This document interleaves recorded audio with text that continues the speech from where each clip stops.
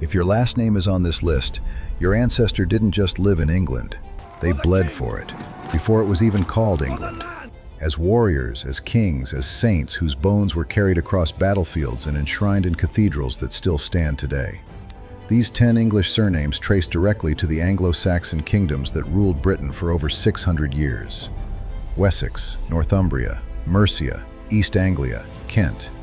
Kingdoms that existed centuries before the Norman conquest of 1066 tore the Old English world apart and buried it under French-speaking lords who tried to erase every trace of what came before.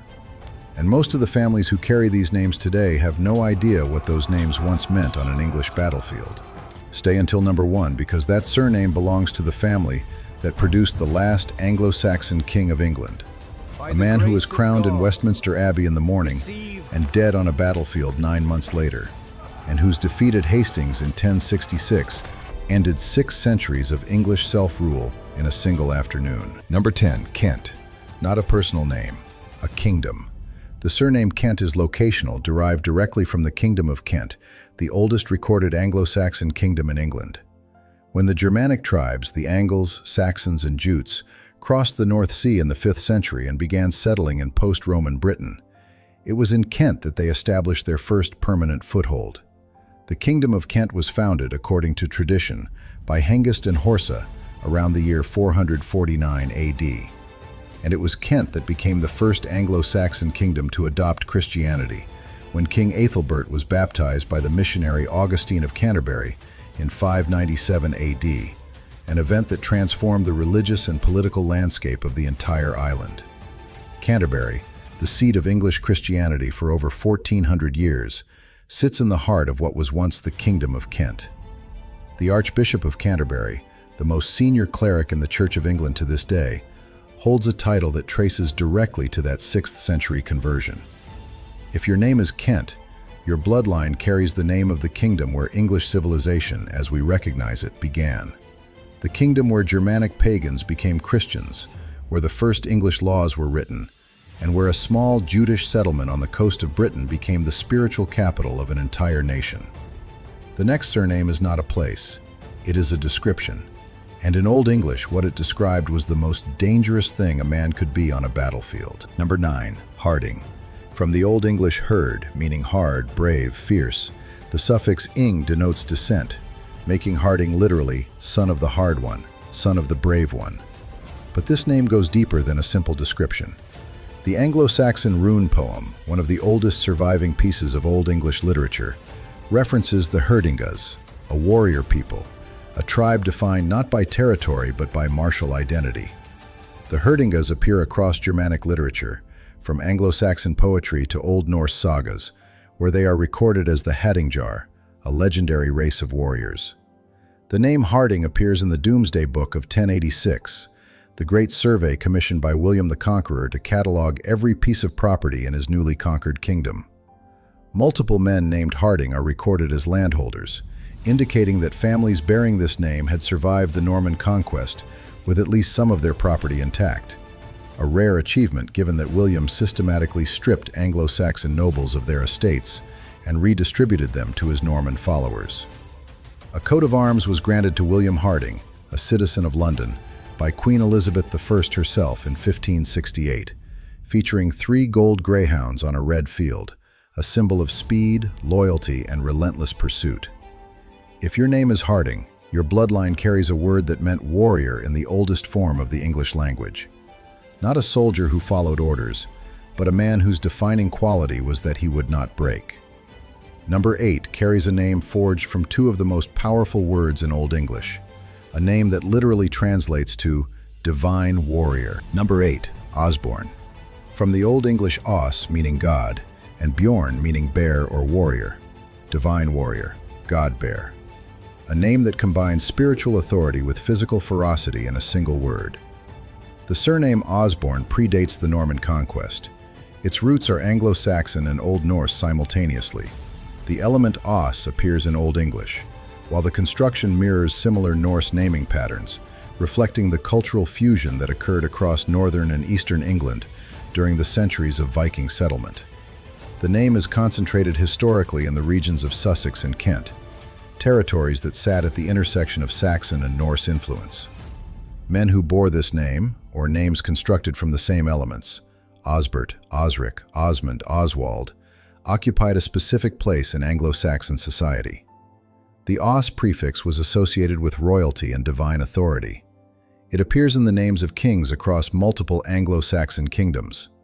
The Domesday Book records multiple landholders named Osborne and Osborne across southern England, indicating families of substance who survived the transition from Anglo-Saxon to Norman rule, though in most cases, their lands were diminished or reassigned to Norman lords. If your name is Osborne, your bloodline carries a name that Anglo-Saxon parents gave their sons when they wanted them to embody both the power of the gods and the ferocity of a bear. It is not a humble name. It was never meant to be. Before we continue, if you're finding this useful, subscribe to Origins Decoded. Every week, we uncover the history hidden inside the names people carry without knowing what they mean. Hit subscribe, and the next video will already be waiting for you. Number 7 takes us to the marshlands and river crossings of eastern England, and a name connected to one of the most mysterious figures in all of Anglo-Saxon mythology. Number 7, Wade. From the Old English given name Wada, a figure who appears in both Anglo-Saxon and Norse legend as a giant, a sea warrior, and a lord of passage. The Anglo-Saxon poem Widsith, one of the oldest surviving pieces of English poetry, names Wada as ruler of the Helsingas, and later traditions associate him with the eastern coastlands of England, the territory that became the kingdom of the East Saxons. The story of Wade, or Wada, was so widely known in medieval England that Geoffrey Chaucer references it in the Canterbury Tales, written in the 14th century, over 300 years after the Norman conquest. Chaucer assumes his audience already knows the tale. The fact that a pre-Christian Anglo-Saxon legend was still part of common knowledge in the 1400s tells you how deeply embedded this figure was in the English imagination. Families named Wade are concentrated historically in Yorkshire and the eastern counties of England, precisely the regions where Anglo-Saxon and Norse traditions blended most completely during the centuries of the Danelaw, the territory of England ruled by Danish law from the late 9th century. If your name is Wade, your bloodline carries the name of a figure so ancient that his story was already old when the first English cathedrals were built. A name from the time when England's gods were not yet Christian, and its heroes were giants who walked across the sea. Number 6 carries the name of a king who chose death over surrender, and whose murder by Viking invaders turned him into one of the most venerated saints in English history. Number 6, Edmunds. From the Old English Edmund, Ed meaning wealth or fortune, and Mund meaning protection. The wealthy protector, the guardian of prosperity. This surname in all its forms, Edmunds, Edmundson, Edmund, Edmund, traces its power to one figure above all others. Edmund, king of East Anglia, martyred by the great heathen army of the Vikings in the year 869 AD. The kingdom of East Anglia, covering what is now Norfolk, Suffolk, and parts of Cambridgeshire, was one of the wealthiest Anglo-Saxon kingdoms, its agricultural land among the most productive in England. When the great heathen army invaded in 865, led by the Viking commanders Ivar the Boneless and Halfdan Ragnarsson, East Anglia was one of their primary targets. King Edmund, according to the account written by Abbo of Fleury around 985, just over a century after the events, refused to submit to pagan Viking rule. He was captured, tied to a tree, shot with arrows until his body resembled a hedgehog, according to the chronicler, and then beheaded. His head was reportedly thrown into a forest, where it was found guarded by a wolf, calling out to those who searched for it. Edmund was immediately venerated as a saint and martyr. The town of Bury St. Edmunds in Suffolk is named after him, and his shrine there became one of the most important pilgrimage sites in medieval England, rivaling Canterbury itself. For centuries, Edmund, not George, was considered the patron saint of England. If your name is Edmunds, Edmundson, or any variant of Edmund, your bloodline carries the name of a king who became a saint, whose cult shaped English Christianity for 500 years, and whose kingdom's destruction by the Vikings set in motion the wars that would eventually forge a united England. Number 5 belongs to a man who never wore a crown, but whose influence shaped more English kings than perhaps any other individual in Anglo-Saxon history. Number 5, Dunstan. From the Old English dun meaning dark and stan meaning stone. Dark stone.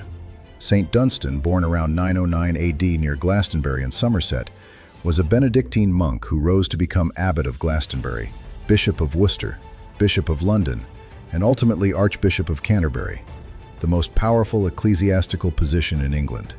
But Dunstan was far more than a churchman. He served as chief advisor to multiple kings of Wessex, effectively governing England alongside them. When King Edwig publicly humiliated himself by leaving his own coronation feast for the company of two women, it was Dunstan who physically dragged him back to the banquet hall and rebuked him in front of the assembled nobility. For this, Edwig exiled Dunstan and confiscated all his property. But when Edwig's brother Edgar replaced him, Dunstan was recalled and given Canterbury. Together, Dunstan and Edgar oversaw a period of such peace and prosperity that later chroniclers called it a golden age. Dunstan rebuilt monasteries devastated by Viking raids, reformed the clergy, and sponsored missionaries to Scandinavia. And in 973, Dunstan designed and officiated the coronation ceremony of King Edgar at Bath, a ceremony so carefully constructed that it became the template for every English and later British coronation that followed, right up to the present day. The coronation of every king and queen of England for over 1,000 years has followed a ceremony designed by Dunstan.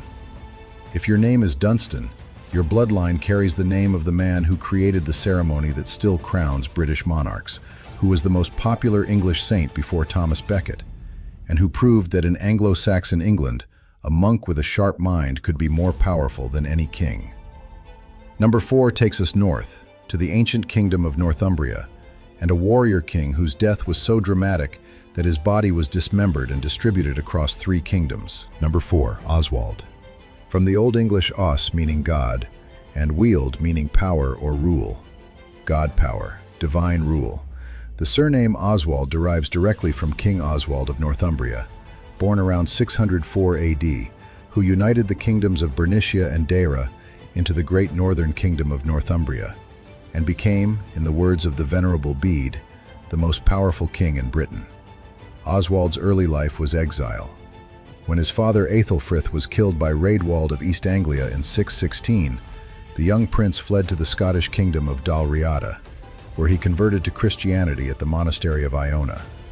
When he returned to reclaim his throne in 634, he did so as a warrior and a Christian, defeating and killing the Welsh king Cadwallon at the Battle of Heavenfield, a battle he reportedly preceded by raising a wooden cross before his army, the first time a Christian symbol had been used as a military standard in English history. Oswald then invited the Irish monk Aidan from Iona to establish a monastery at Lindisfarne, Holy Island, creating one of the most important centers of Christian learning in early medieval Europe. The Lindisfarne Gospels, one of the greatest works of art produced in the medieval world, exist because of Oswald's invitation. In 642, Oswald was killed at the Battle of Maserfield by Penda of Mercia, the last great pagan king in England. According to Bede, Penda ordered Oswald's body dismembered, his head and arms displayed on stakes. His remains were later distributed across multiple kingdoms as holy relics, and churches dedicated to St. Oswald spread across England and into continental Europe. The surname Oswald, concentrated historically in northern England and the Scottish borders, exactly where Northumbria once stood, carries the legacy of a king whose faith changed the religious landscape of Britain, and whose death made him one of the most venerated royal saints in European history. If your name is Oswald, your bloodline carries the name of the man who brought Christianity to northern England, and whose bones were fought over by kingdoms for centuries after his death. Number 3 carries a name from the Viking Age, belonging to a Northumbrian earl so formidable that Shakespeare wrote him into Macbeth. Number 3, Seward. From the Old English Sigaweird, Siga meaning victory, and Weird meaning guardian. Guardian of victory. But the historical figure who fixed this name in the English-speaking world was Seward, Earl of Northumbria, one of the most powerful men in 11th century England. Seward was a Dane by origin, a Viking warrior who rose to control the entire earldom of Northumbria, the vast territory stretching from the Humber to the Scottish border. He served under King Canute the Great and maintained his power under Edward the Confessor. In 1054, Seward led an English army into Scotland to overthrow Macbethad mac Findlic, Macbeth, the King of Scotland who had seized the throne by killing Duncan I. Seward defeated Macbeth at the Battle of Dunstan and installed Malcolm Canmore, Duncan's son, in his place. This is the historical event that William Shakespeare dramatized 5 centuries later in his play Macbeth, in which Seward appears as a character. According to the chroniclers, when Seward learned that his son Osborne had been killed in the battle against Macbeth, he asked only one question: did he receive his wounds in front or in back? When told his son had been struck from the front, Seward replied that this was a death worthy of him and of his father. When Seward himself lay dying in 1055, he reportedly demanded to be dressed in his armor, given his sword and shield, and placed upright, so that he might die as a warrior and not in bed like a cow. If your name is Seward, your bloodline carries the name of the man who killed Macbeth, not the fictional version, the real one, and whose code of honor was so absolute that even his grief was measured by whether death had been met face first. Number 2 carries the most famous name in early English history, a name so revered that only one English monarch in 1,000 years has been granted the title that follows it. Number 2, Alfred. From the Old English Elfred, elf meaning elf or supernatural being, and red meaning counsel, counsel of the elves, wise counsel beyond the mortal realm. There is only one Alfred in English history who matters above all others: Alfred the Great, King of Wessex from 871 to 899, the only English monarch ever given the title the Great. When Alfred came to the throne, England was being devoured. The great heathen army had already destroyed the kingdoms of Northumbria, East Anglia, and Mercia. Wessex, the last surviving Anglo-Saxon kingdom, stood alone. In the winter of 878, a surprise Viking attack drove Alfred from his own kingdom. He was reduced to hiding in the Somerset marshes, a fugitive king with almost no followers. What happened next is one of the greatest reversals in military history. From his refuge at Athelney, Alfred reorganized his forces, rallied the men of Somerset, Wiltshire, and Hampshire, and defeated the Viking army under Guthrum at the Battle of Edington. He then imposed the Treaty of Wedmore, which divided England between Anglo-Saxon Wessex and the Viking Danelaw, establishing the political framework that would eventually allow his descendants to reconquer the rest of England and create a unified English kingdom for the first time. But Alfred did not only fight. He rebuilt the English church and education system, personally translated Latin works into Old English so his people could read them, established a network of fortified towns called burhs that served as permanent defenses against Viking raids, and commissioned the Anglo-Saxon Chronicle, one of the most important historical documents in the English-speaking world. If your name is Alfred, your bloodline carries the name of the man who saved England from extinction, the king who hid in a swamp, rebuilt a kingdom, and created the foundation of the English nation itself. And now, number 1. This surname belongs to the most powerful family in 11th century England, a dynasty whose patriarch rose from obscurity to dominate 5 successive kings, whose son became the last Anglo-Saxon monarch, and whose defeat at the Battle of Hastings on October 14, 1066, ended English self-rule for generations and changed the course of world history. Number 1. Goodwin. In its original form, Godwin, from the Old English God, meaning good or God, and wine, meaning friend, good friend, friend of God. Godwin, Earl of Wessex, was the most powerful man in England for nearly 3 decades. His father, Wulfnoth Killed, was a Thane of Sussex, possibly descended from King Aethelhored I of Wessex, the elder brother of Alfred the Great, though this lineage is disputed by historians. What is not disputed is what Godwin achieved. By 1020, under the Danish king Canute the Great, Godwin had been made Earl of Wessex, effectively governor of the entire southern third of England. He married Githa, the sister of a Danish earl, connecting himself to the Scandinavian ruling class. He became Canute's most trusted English noble. When Canute died and the succession was disputed, Godwin navigated the political chaos with extraordinary skill, supporting whichever claimant served his interests. In 1045, Godwin married his daughter Edith to King Edward the Confessor. By the 1050s, Godwin's sons held the earldoms of Wessex, East Anglia, and later Northumbria. The Godwin family controlled virtually every major territorial division in England. They were kings in everything but name. When Godwin died in 1053, collapsing suddenly at a royal banquet in Winchester, possibly from a stroke, his son Harold succeeded him as Earl of Wessex and became the most powerful man in the kingdom, eclipsing even the king himself. On January 5, 1066, Edward the Confessor died childless. The next day, Harold Godwinson was crowned King of England in Westminster Abbey. His reign would last exactly 9 months. In September 1066, Harold marched north and destroyed a Norwegian invasion force at the Battle of Stamford Bridge, killing the Viking king Harald Hardrada and Harold's own brother Tostig in the process. 3 days later, William of Normandy landed on the south coast of England.